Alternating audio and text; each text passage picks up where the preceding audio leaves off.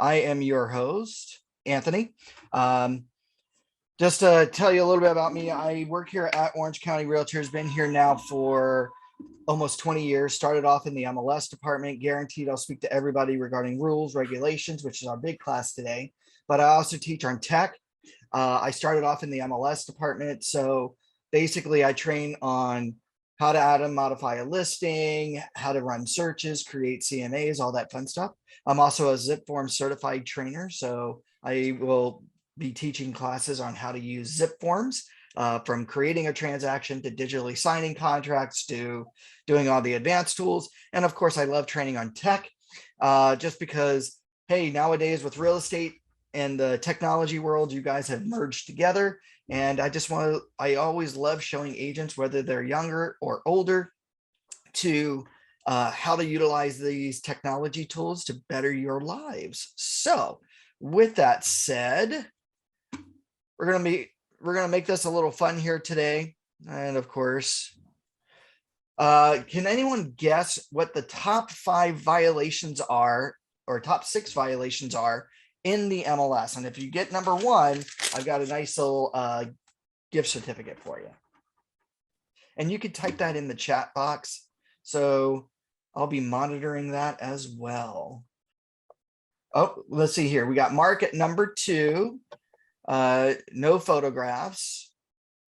We've got late entry as number 6. No changing of status. There we go. That's great, Kathleen. You got number 1, accurate information. So accuracy of data. So that's really great. So we've got Kathleen Fox on who won that. Congratulations, Kathleen. You can direct message me your email and I'll make sure you get that card. But just to guess number 5, we got property description violations, the correction of a violation itself, which is also a finable offense. And of course, as you had mentioned earlier, copyright. So yes, using someone else's photos on your listings, that's number 3 in the terms of violations. So we're just going to tackle this real easily. We're going to start off with MLS Rule 12.5, misuse of public remarks. The public property description is meant to only describe the aesthetics, physically and aesthetically, the property itself. So you may not or should not have anything in there like gate codes, showing instructions, compensation information, lockbox data, occupancy status. Now, I know a lot of people go, well, geez, Tony, I can say vacant, go direct, right? No, you can't, because you're compromising the safety of that property. And you can't even indicate on the public description that the property is vacant. Okay. So you want to be super careful of that, just because your listing goes out to more than 91,000 websites worldwide. So we've got to be mindful of where people are finding data and how they could use that data against us and against our clients. Okay. So we've got to be careful of that. Obviously, we can't put any personal information like our email addresses, our personal websites, phone numbers, brokerage data, anything like that, including open houses. Okay. And of course, more importantly, because of today's age, we got to be careful of language that violates fair housing laws and guidelines, right? How many of you have heard of fair housing? A couple of you? Only a couple? All right. So we got to be careful of that. Now, speaking of fair housing, what you can and can't say. Here's a nice little small list. And actually, this list is not so small. It's actually bigger than this. But just to let you know some of the things that you cannot say. You can't say that, it's an able-bodied property. You can't say this property is great for Africans or Italians or Jewish people or Hispanics. You can't say that it's a family home, right? Or this is a great home for a family or an executive, right? Why? Anybody know why? Exactly. I see here discrimination and exclusion. Exactly, Kathleen. Exactly, Mark. So yeah, we don't want to exclude out groups. That's basically what fair housing is all about, right? If you say certain things, it could be condoned as discrimination, just like you can't say this is a great home for a female or a male, right? Now, funny enough, what I see here is that you can't say it's women or women only, but there's nothing that here in this list that says men or men only. That's not true, right? If it's for one group, if you see here, if it's for one group, it's for the other group as well.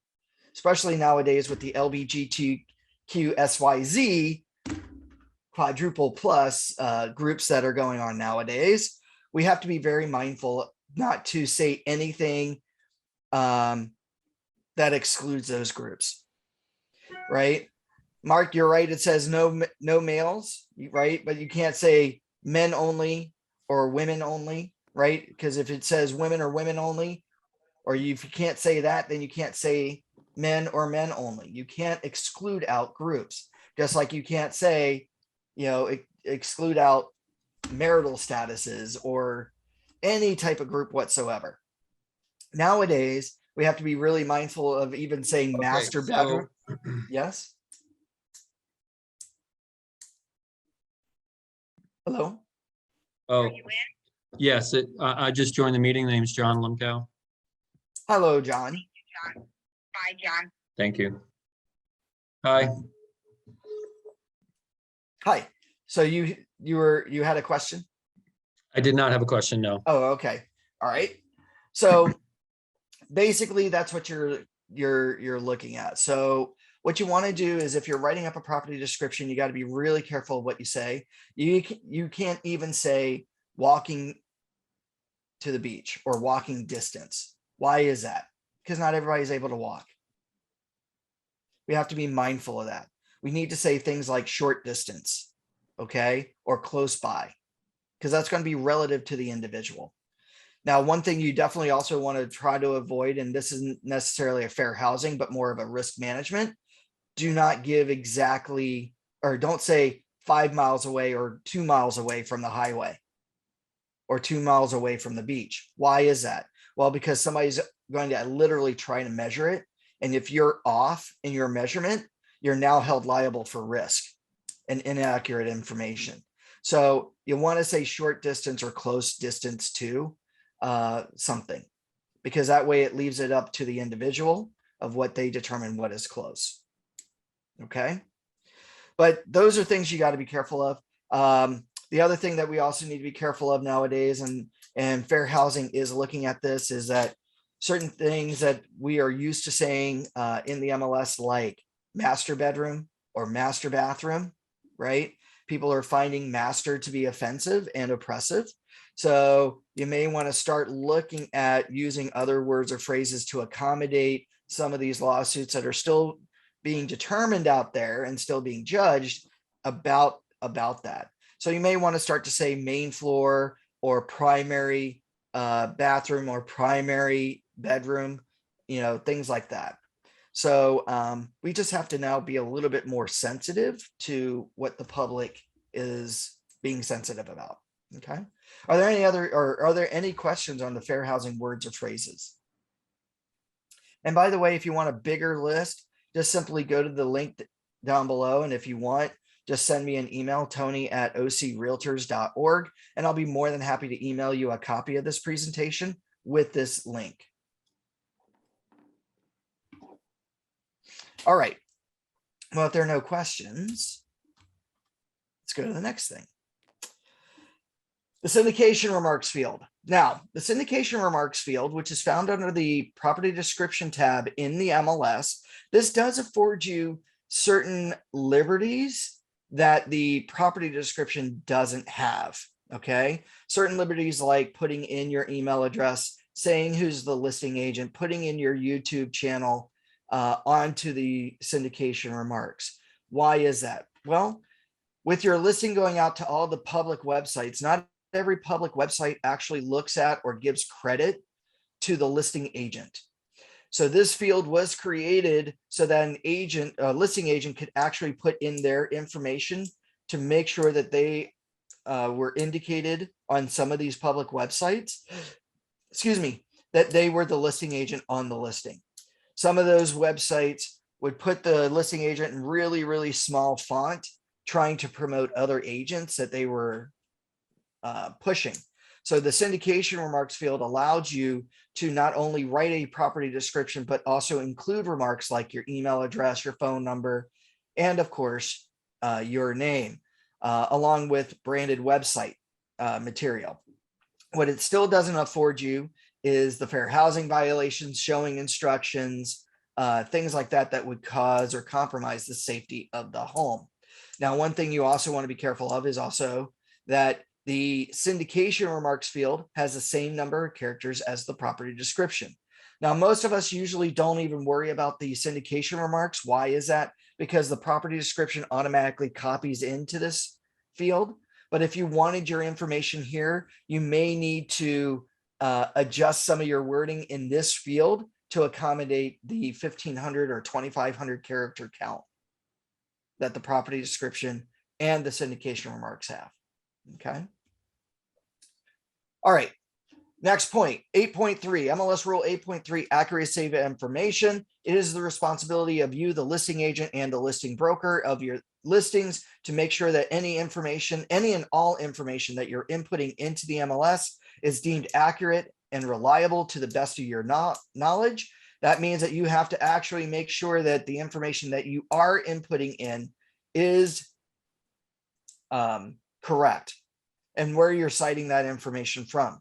So it is your responsibility to make sure things like the APN number, the MLS area, the bedrooms, the bathrooms, the square footage, the property type or subtype is correct on your listings.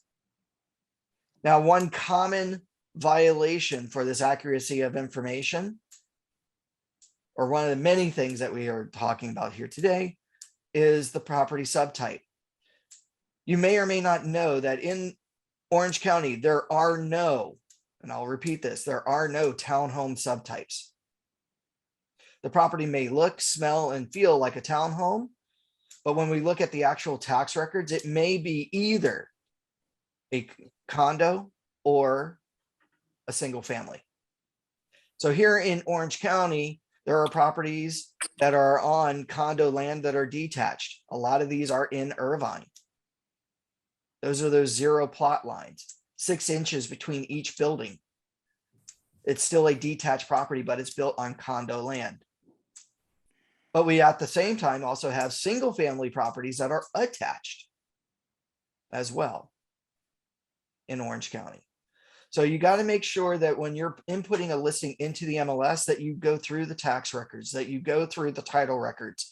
You know, you make sure that the client makes sure that they do their proper disclosure to you to input the listing properly, because if not, you are held responsible for that information. Now, part of this is also accuracy of your statuses, right? As we all know, we have several statuses in the MLS that we need to make sure that our listings are in. Okay.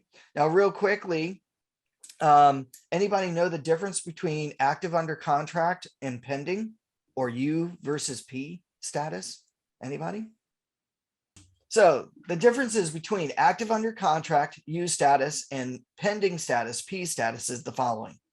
Active under contract or U status says that there's a signed accepted offer between seller and buyer.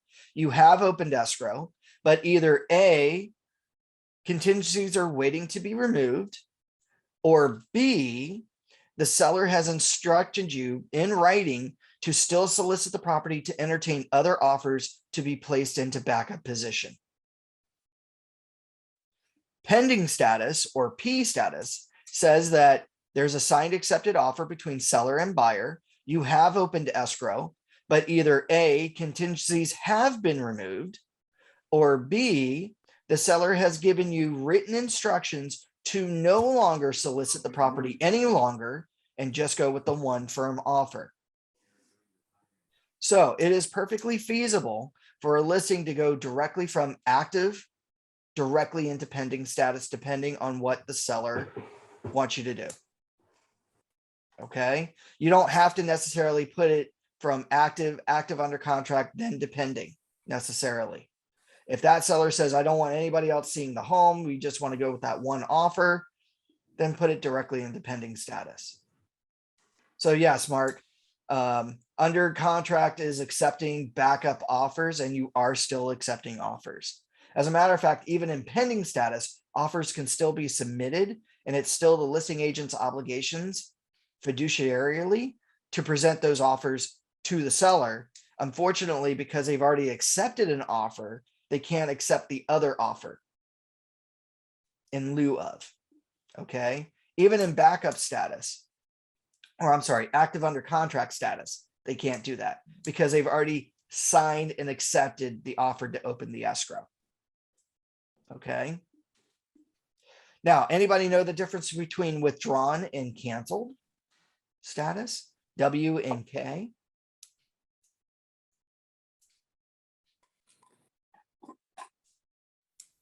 Nobody wants to take a shot at it? John? No? Robert? I Oh. can give it a shot. Sure.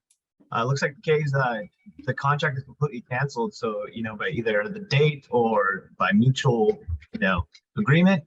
And obviously the withdrawn, you still have some type of obligation to that contract, whether it's dates or whatever, but it's just not being solicited on the MLS. Whatever. Perfect, Miguel. That's pretty much it. So withdrawn status says that the seller wishes to no longer sell their property, but the listing agreement between seller and brokerage is still active. That means that other agents, including the current listing agent, cannot relist, or actually other agents can't even solicit that agent's clients because they're still under a listing agreement. Canceled says that the seller wishes to no longer sell their property and that their listing agreement has been officially terminated or canceled between them and the brokerage. Now, funny enough, the only person that's allowed to cancel a contract is the broker, not the agent. The agent can start the process, but until that broker signs off on it, it is not a canceled listing, which is why you as an agent cannot go into your listing and change it to canceled. That power is only reserved for the broker. Okay. So if you are getting a listing canceled and the broker needs to sign off on it, if they're okay with doing that, then they need to go into the MLS and take your listing from whatever current the status is, in this case, maybe withdrawn, and switch it to canceled. Does that help? Now, by the way, hold do not show. H status says that it's temporarily on hold. No showings are allowed. No solicitations are going on. And that's pretty much it. So maybe somebody came down with COVID in the middle of your showings. Now you got to lock down and quarantine the property for a while. So it's being taken off the market temporarily. Or maybe there was a water pipe bust and they need to go in and they fix it quickly. Okay. So these are things that we have to be careful of. And of course, everybody knows what closed status means, right? S. No one knows what closed status means? Tuke? Donna? Sale. Sale, that's right. You close escrow. Right, Miguel, Ta-da. you get your money at the end of the day. Now, has anybody ever done a search in the MLS and you happen to notice, and actually, just real quickly, one of the big things also is the contradiction of status. Be mindful of that. I'm sure some of us have been in the MLS when we've done a search for an active listing and there in their showing instructions say no showings until a certain date. Has anybody ever come across those? Yes. Right? Those are $250 fines, right? Why? Because active says that you're actively showing the property right now. There is no offer accepted, right? Currently, and that there is no current escrow, but it is actively being shown. So how can you have an active status and say no showings until a certain date? Full contradiction. So if you're going to have something where you can't show it until a certain date, then that listing needs to be on hold, do not show. Now, the other status that the other thing that we probably also see are these red flags in the MLS, right? And actually, before we even do that, oh, where is that? Huh. The red flag next to the sold status, the auto closed. Okay. In our MLS, we got a thing in here called auto close or auto sold, whereby the listing will close after 5 days past the projected COE or close of escrow date or projected close of escrow date. Now, why would that be a violation? Well, according to the MLS, we have 2 days or 2 business days to update any information in the listing that we need to, whether it's a status, whether it's a price change or a correction. We have 2 days or 2 business days to get that listing updated. So why would your listing be in the wrong status for an extra 5 days when you had closed escrow on a certain date? Okay, this is why the MLS put in the auto sold, because they discovered when they first switched over to Matrix that there were about 150 plus listings that were still in pending status for about 5 years, and those had closed 5 years ago. It's because the agents claimed, oh, I was too busy to change it. Well, now there's those consequences. Now, CRMLS does not like to fine people, even though some people like to think that they do. CRMLS does make sure that you get notified several times before that close of escrow comes up. They send out 1, 2, 3, 4 different notifications indicating when your property is due to close, which gives you an opportunity to either close it on time or extend out the projected COE date. They send you a notification 14 days before close of escrow. They send you a second notification 7 days before close of escrow. Then they send you a third notification 1 day before, and then they send you a fourth notification day of. That way you have 4 opportunities to make sure that your listing is either closed or is extended when necessary. Now, Mark asks, do we need to submit seller's signature on a form to the CRMLS to put a listing on hold? There's nothing that you need to submit to the MLS, but you want to have that for your records, because if you're ever audited either by DRE or even by CRMLS, and you had a listing on hold and you don't have the paperwork or the email request to put that listing on hold, then you're going to be in trouble, not just with MLS rules, but with DRE. Okay. So make sure that you get everything from your client in writing, not just a text message. Unfortunately, there have been too many court cases that have said that text messages are not considered in writing. Always back it up with an email.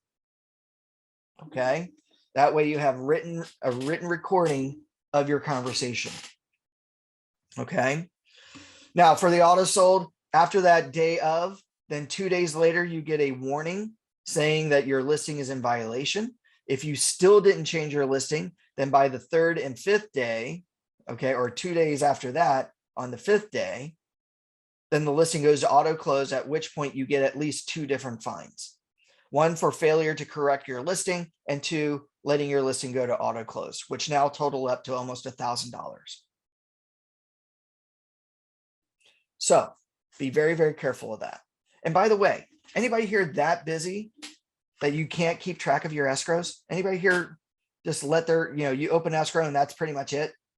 You don't do anything else after that? No, right. What do you got to do? You've got a written recording of everything you got to do, right? You got your inspection period, your contingency period, everything else known to man, right? Well, put on your calendar when that listing is supposed to close and put that reminder, go and close your listing. Because again, if your listing doesn't close on time, what don't you get? Mark said it, or Miguel said it earlier. You don't get paid.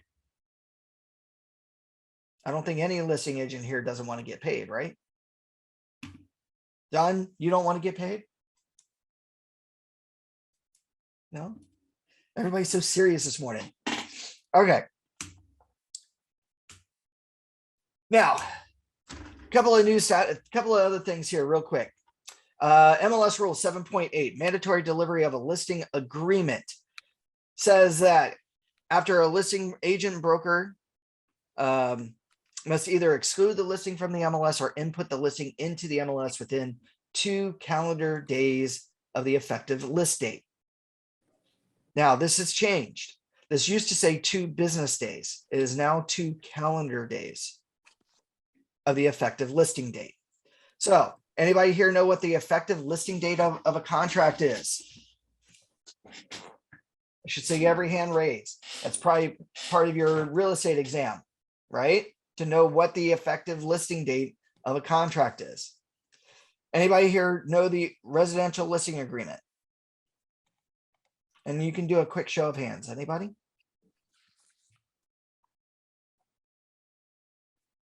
Not a single person? Okay, one person. Miguel. Good. So Miguel, you know, on the residential listing agreement, you've got in paragraph 1, when the effective date is. It's written there, correct? That is correct. And then 2, you've also got a date of signatures. Also correct. Also correct. So here's the example. If we take a listing agreement that states in paragraph 1 that the effective listing date is July 1st, but the last required signature on that contract doesn't happen until July 11th. What is the effective listing contract date? July 11. 11. Correct. I think you're the first class that actually has said that correctly. July 11th would be the effective listing date because that is the last required or date of the last required signature. But wait a minute, let's flip it around. What happens if on the paragraph 1, it says July 11th is the effective listing date, but the last required signature on the contract is July 5th? What is the effective listing date on that contract? 11th. The 11th, whichever is later. So on a listing agreement, whichever is later is what's in effect. It's either in paragraph 1 or the last required signature. Okay. At which point now you have 2 calendar days to input that listing into the MLS. Thank you very much, lawsuits of clear cooperation.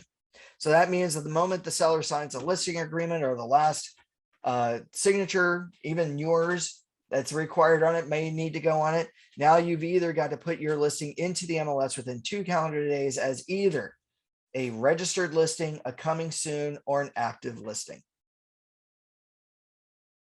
Now, this is all based around marketing as well. If the property is not going to be marketed, then it's going to be registered. If the property is going to be marketed, then it's going to be either coming soon or active.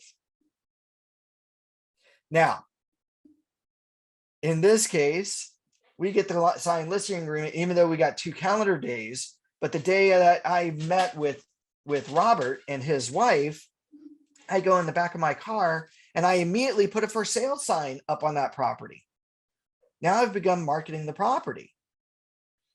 At which case I have no longer have that 2-day period to input that listing. I now only have a 1 business day period because I have begun to market the property. At which case I'm either going to put the listing into the MLS as either coming soon or active. So the biggest difference here is that you'll notice that registered is not under the 1 business day because that is a non-marketing status, basically an excluded listing. So if the property is never to be marketed, then the listing does not need to be placed into coming soon or active or even in the MLS, but it does need to be registered. Now, real quickly, for those of you who don't know what coming soon means, coming soon came out because of clear cooperation back in 2020, so almost 2.5 years ago. Okay. This allowed you to market the property. Okay. Also meant that you had to input that listing into the MLS. Because the listing is in the MLS, buying agent commission is offered because it's all about clear cooperation. But one of the benefits of coming soon is that days on market or DOM are not counted during this period. One of the limitations, or several limitations here, is that the listing is only seen in the MLS. Now, you can put the listing on your personal website. If you wanted to, you can make a personal website. You can do your social media marketing because that's all marketing. But currently, as it stands right now, listings that are in the MLS under coming soon do not get marketed out to any of the public websites. Now, while the listing is in coming soon, no showings, not even by the listing agent themselves, are allowed to show the home.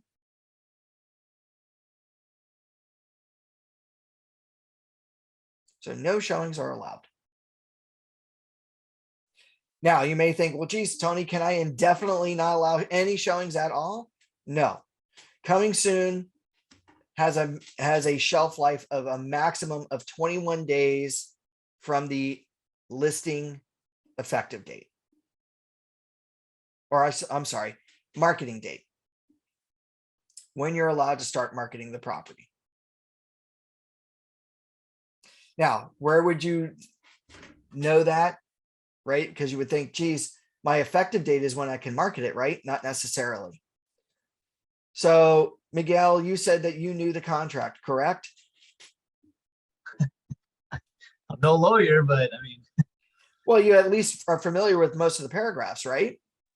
correct. Yes. So can you tell me what paragraph 7 is all about? Yeah. Let me pull one up. 1 second. Well, that's okay. I'll just quickly summarize. It's all about clear cooperation and marketing. Paragraph 7 deals with marketing that property. And if the MLS systems that you are a member of have clear cooperation policies, which we do. Now, specifically, when it comes to coming soon in that 21-day marketing period, is specifically in paragraph 7, subparagraph D, subparagraph 1. Whereby it states that that there is no marketing allowed until a certain date. So the effective date could be July 1st, but no marketing is allowed to be done until July 15th. At which point on July 15th, you could then input your listing into the MLS as a coming soon, potentially. Meaning that now from July 1st to July 15th, you'll have to now register your listing, which we'll talk about registered status here in just a second.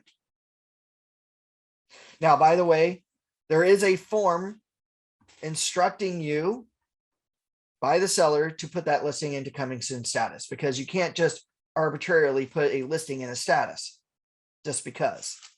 You like to think so, but you can't. Now, this is not a CAR contract. This is a CRMLS contract. But this contract can be found in your zip forms. So the contract is called Seller's Instructions to Input Listing into Coming Soon Status. That form says when the client wants you to market the property and when showings are to be allowed thereafter. Or when showings are allowed to be started. So even though on paragraph 7D1 on the residential listing agreement says no marketing until a certain date, here, maybe they don't want any showings until after 2 weeks of marketing the property. This is where the coming soon status form is going to help you out. Now, to find it in zip forms, when you are in a transaction and you go to all forms, you need to switch your libraries from the CAR California Association of Realtors library, which is the default, and you need to switch it to the CRMLS 1 library, which stands for California Regional Multiple Listing Service Library. In that library, that is the only form that's there. You can then click on it, fill it out, get your client, yourself, and your broker to sign off on it, and then keep it for your files. This will now allow you to put that listing into coming soon status.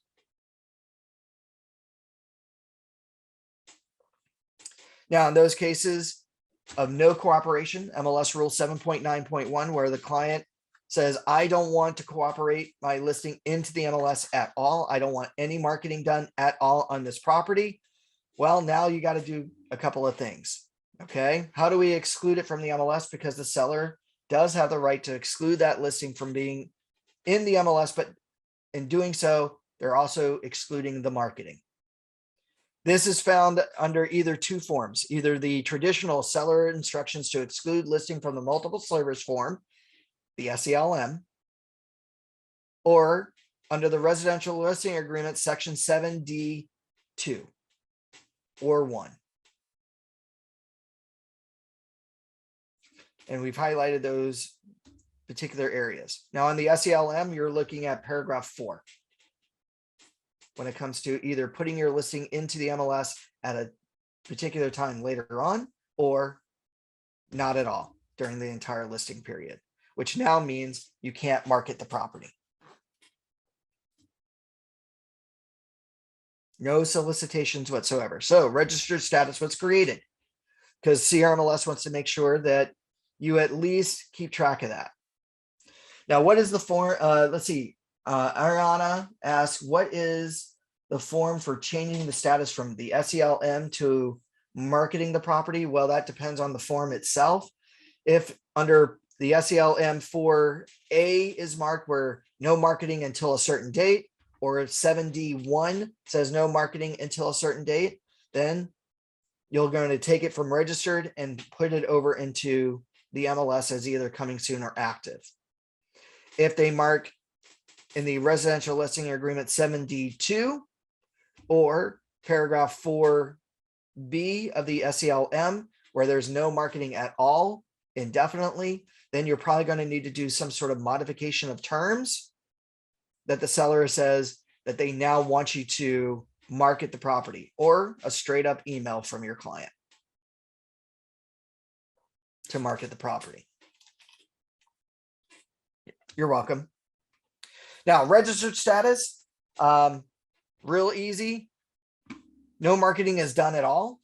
It's not in the MLS, so there's no display in the MLS, can't even be found. Because it's not in the MLS, there's no buying agent commission offered. Not saying that it's not offered on your contract, but in the MLS, what you're required to pay, right? Because as we all know, when you put a buying agent commission on the listing in the MLS, that is what you are obligated to pay, whether it's a dollar amount or a percentage. There is no minimum, right? As long as there's something. So from 1 cent to $1 bazillion or $1 bazillion%, okay? In this case, because it's not in the MLS, buying agents won't know about it. So they won't know what you're paying, right? There is no distribution from the MLS to any of the public websites. Why? Because there is no marketing being done and the listing is not in the MLS. But showings are allowed, but with a stipulation.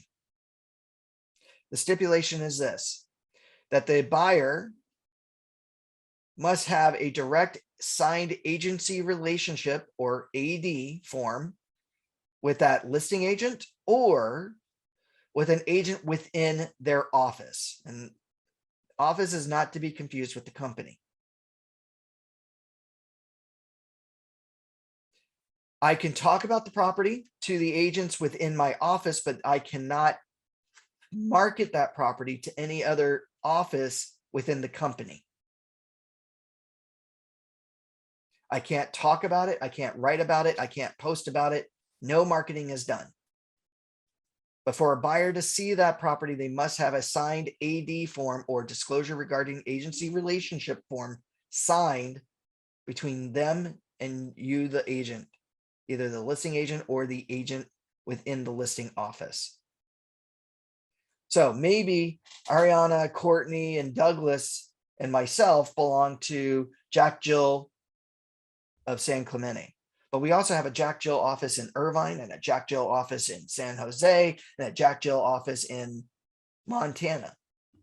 What I cannot do is market those agents or allow those agents of those other offices, even though they're part of Jack and Jill, to go and see that home. Their clients can't see it. Their clients shouldn't even know about it. Which leads us into the mandatory submission rule, MLS Rule 7.9. Now, what I wanted to highlight is what is considered marketing. Marketing is includes, but is not limited to any information about the property's availability for sale, as displayed on any signs, websites, social media posts, brokerage or franchise operated websites, but more importantly, communications of any kind, whether it's written or more importantly, verbal. If you're caught talking about a property to somebody else and that property is not listed in the MLS, you're in violation of the MLS rules. If your client talks about a property that they are selling, that you are a representative of, and that property is not in the MLS, and it gets reported to MLS, you're in trouble. Even though it's their own property. It's under representation. Anybody like that? Right? Your clients can get into trouble. Why is that? Well, how do I know? Well, geez, or how does MLS know? Well, it always happens like this. Maybe Robert has a client, has a listing that's not that's even registered in the system. And his client tells Bobby Sue, who happens to be a neighbor. And Bobby Sue tells her cousin.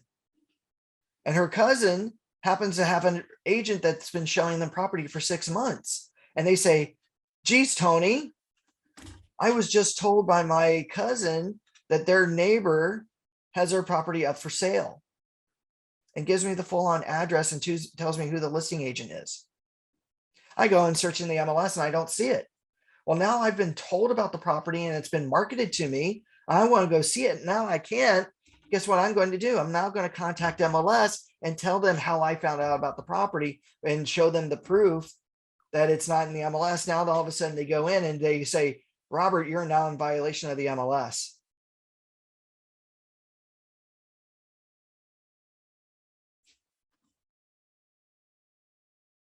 So now he's marketed the property, which now, by the way, fines start out at $2,500 up to 1% of the list price on the listing agreement. Anybody like that? So what's your listing worth? Probably what, 1.2 million? Anybody got 1% of 1.2 million just sitting in their bank account? So just be super careful. Okay. All right. Now, by the way, if a client says, I don't want you to market the property, then ask them, how do you expect me to get the highest and best offer, especially in this changing market, if you don't allow me to market the home? My fiduciary duty is to get you the highest offer possible with the best marketing possible. But if you've limited me in doing so, how can you expect me to get you the highest offer for your home's worth? Get them to think about that. Okay. All right. Listing photos in the MLS Rule 11.5. By the way, are there any questions so far?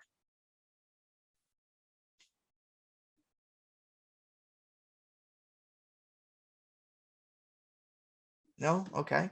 All right. MLS Rule 11.5, photographs in the MLS. A listing must include at least one photo of the exterior of the structure as seen from the street.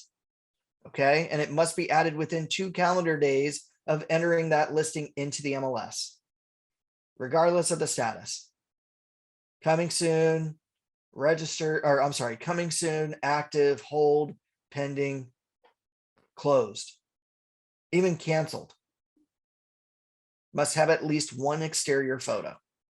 Now you can have up to what, 75 photos on a listing? One of those must be of the exterior, not the front door, of the exterior of the outside of the building. Yes, Miguel, you will get a copy of this recording, if not later today, by tomorrow, I do believe.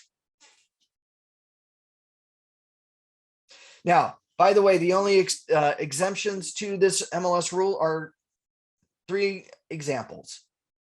1, the listing is a business opportunity listing. Business opportunity listings do not require a photo. So if you're representing a business in a commercial property, you do not need to take a photo of that property if you don't need to or want to. 2, in the listing agreement itself, I do believe it's around paragraph 11. Okay. The seller has given you written instructions to not take any photos of any type, even videos of any type of their property. Which now means Because the MLS requires it, you now got to submit a copy of your listing agreement to CRMLS, indicating to them and showing to them why you don't have any photos on your listing.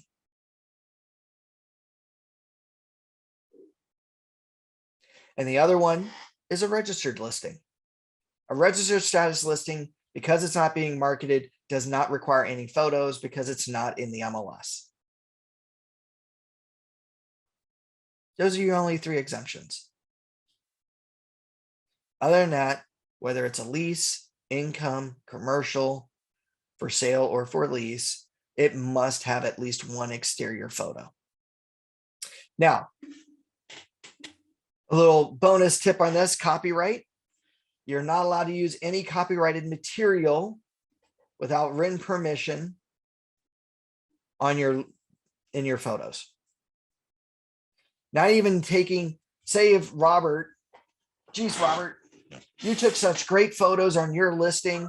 Robert Conrad had a listing that he listed about 2 years ago, and I'm relisting the property because the seller now wants to move out of California. And I was looking through the MLS and I see that he's got these beautiful photos on his listing. Now, I cannot take those photos off his listing, put them to mine, because it's copyright.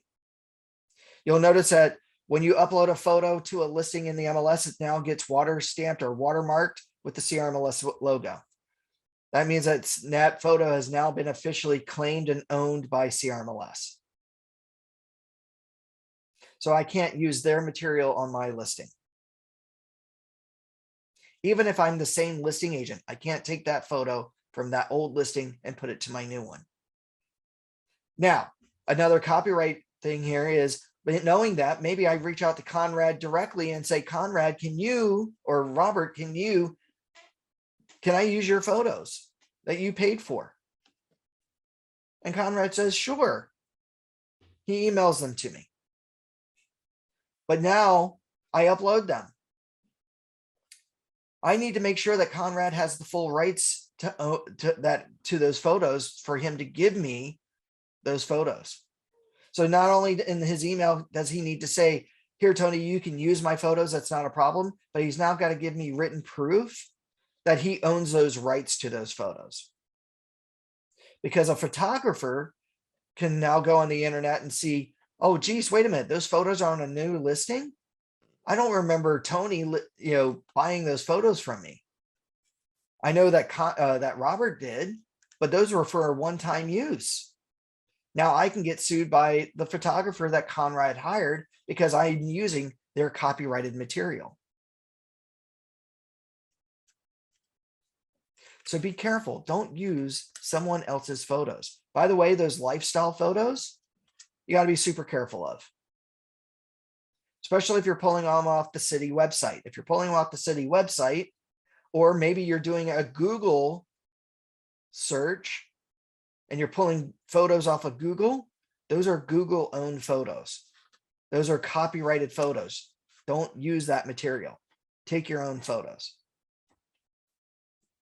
Now, by the way, real quickly, and because of time, there are also things that are not allowed to be in photos as well. Okay. You can't have agent brokerage information in your photos or videos. You can't have any logos in your photos or videos.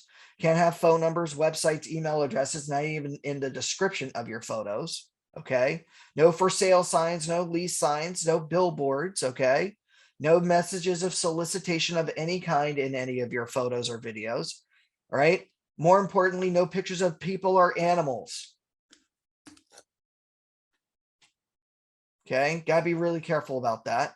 And of course, your virtual tours must be uploaded to an unbranded channel if it's coming from YouTube.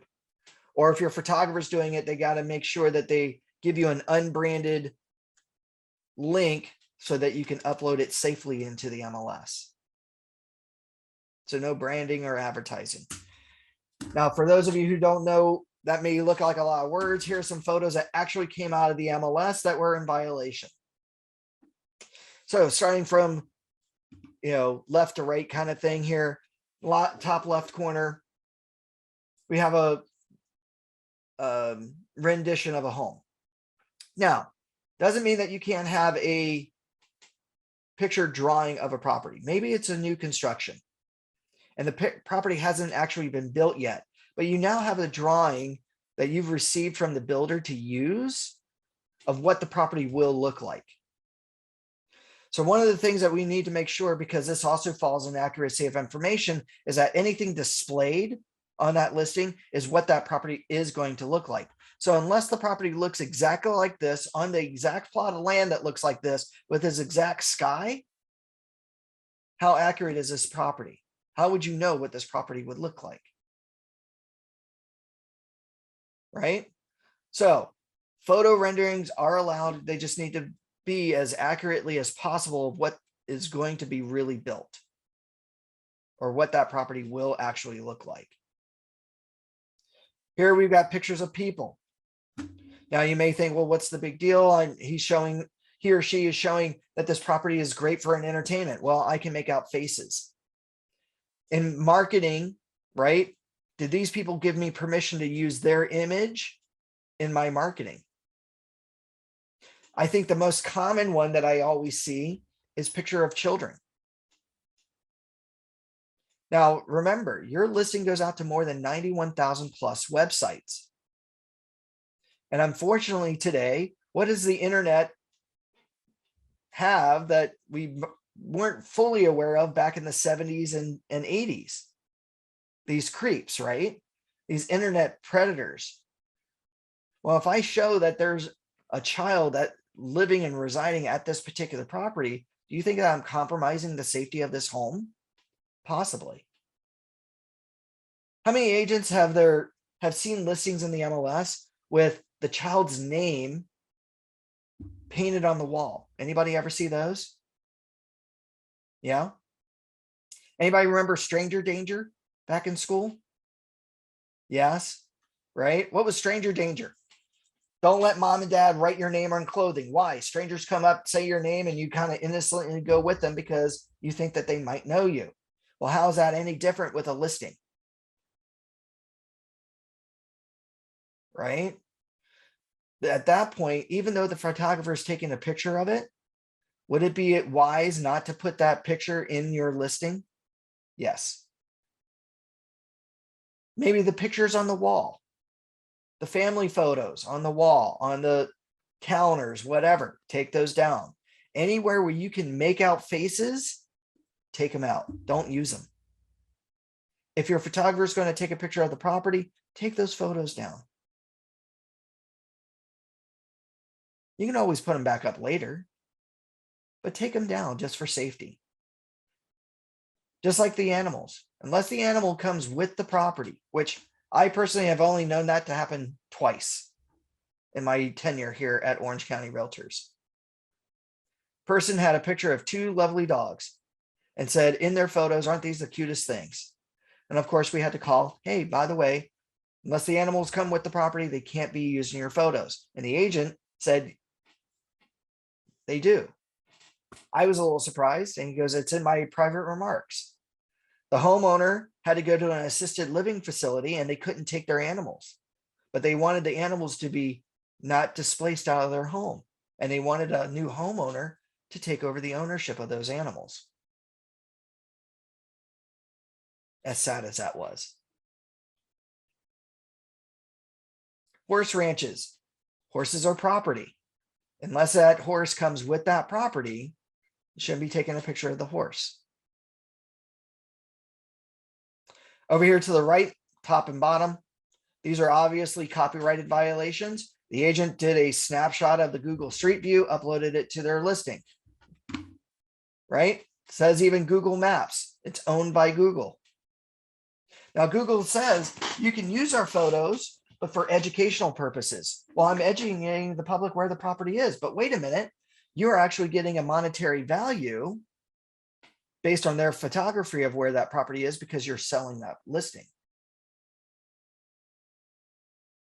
So at that point, you're in copyright infringement. By the way, Google has sued real estate agents. Federal law violation of copyright, $150,000 per photo per incident. Google showed the MLS, they showed the agent's website, they showed the company website, and they showed a property flyer. Right there, $150,000 fine, totaling up to almost $1 million to one post of a property. Be very careful. Even the agent went as far as to take a shot of the Google Street View, printed it, put it on a sheet of paper, wrote their own description, rescanned it to say that it was theirs. No, it's still the originator was Google. So this is still a copyright. The bottom left corner here, we all have seen those photos where the car is in the driveway, right? Be super careful of the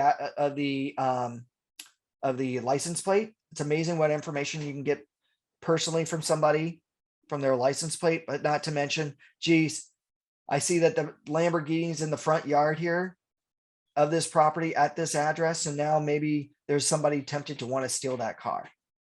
And again, what rights do I have to take a picture of a person's personal property? This is why there's forms for that. You're welcome, Mariana. We're almost done here. By the way, there are a ton more rules and regulations you got to be careful of. So CRMLS and Orange County Realtors want to make it easy for you to access these rules and regulations. Simply go to www.ocrealtors.org. From there, move your mouse to where it says Member Services. Drop-down menu appears. Click on CRMLS. From here, you can then click on the rules and policies. At which point, a lovely 58-page document is now going to open up, detailing all the do's and don'ts of what you can and cannot do with MLS data. Now, real quickly, a quick show of hands. How many of you love to read? Miguel, I know you do if you're reading contracts, right? Of course I do. Exactly, right? Now, 57 pages may not seem to be a lot, but hey, how can you remember everything, right? Do you have time to go through 57 pages of highly detailed documentation on top of going through the pages upon pages of contracts you have to go through, right? No, nobody likes to do that. I will say under the rules and policy section, there is a little cheat sheet called the citation policy. The citation policy, I really love a lot because what it is basically a Cliff's Notes version of the MLS rules. So it takes this 57-page or 58-page document and throws it down into a 6-page document. And what I love about it are these 4 columns. Column number 1 tells you the rule number. Column number 2 tells you or indicates if there's a warning or not. If it says no, that means that it's an immediate fine. Column number 3 summarizes what that rule is. And column number 4 tells you what fine is associated for breaking that rule. Now, here's my disclaimer. If you as an agent go through the citation policy and follow the citation policy to the letter, not only should you never ever get a fine, but you should never ever get a warning. Now, these two things can work together, the citation policies and the MLS rules. How? Well, geez, if I need a little bit more elaboration on what that rule means, I can now open up that rules and regulations and immediately jump down to the rule number to read the full paragraph or 2 of that rule to get the full meaning. So in a way, it's going to help you understand the rules quickly and easily. Anybody like that? Hopefully everybody, right? And again, if you follow the at least citation policy to the letter, you really should never, ever get a fine at all. Okay. And good, Shannon. I'm glad you got the thumbs up there. Thank you. So, ladies and gentlemen, are there any questions on this?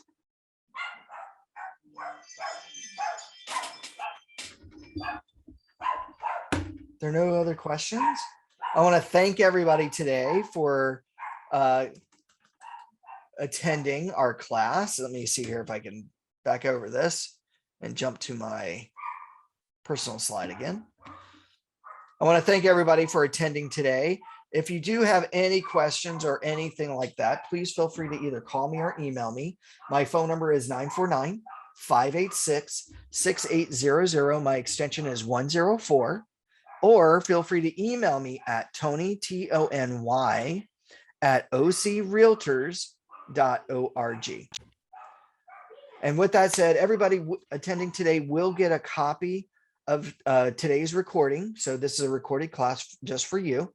But if you want a copy of our slides today, please feel free to reach out to me and via email, and I'll make sure that you get a copy or a PDF version of this presentation.